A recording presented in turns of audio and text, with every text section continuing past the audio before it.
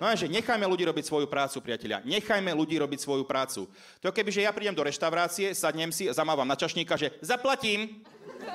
A som že ale ni ste si nebinali. Hej, ja som sa najedol doma, prišiel som iba zaplatiť. Alebo vieš čo, nedávno som bol na operácii pruhu a si predstav, že si tam láhnem a idú ma operovať a on že vy to máte spravené. Hej, ja som si to doma sám, nechcel som vás obťažovať, vieš, že... Alebo si predstav, že prídeš do bordelu,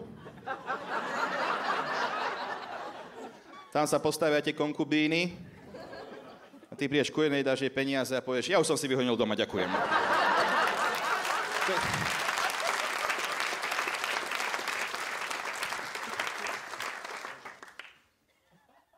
Neznášam to upratovanie, priateľe. Naozaj to neznášam a najviac neznášam to, keď ma ku nám domu prísť návšteva, lebo to znamená, že ja musím upratovať, hej? Väčšinu dňa ja robím to, že iba stojím tak v obývačke a ponevieram sa.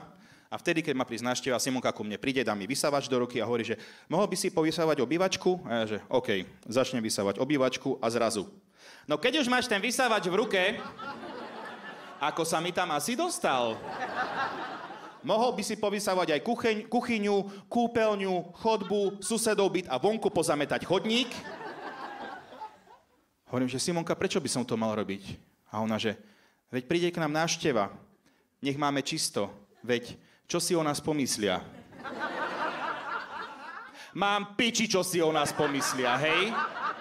Lebo nasledujúce 4 hodiny budú sedieť u mňa doma v obývačke, hovoriť historky, ktoré nikoho nezaujímajú a zadarmo sa nažerú a jediné, čo donesú, je fľaša putovného Huberta Deluxe, ktorého si ja dal minulý rok na Vianoce, Simonka. Takže mám piči, čo si o nás pomyslia. Ďakujem vám veľmi pekne.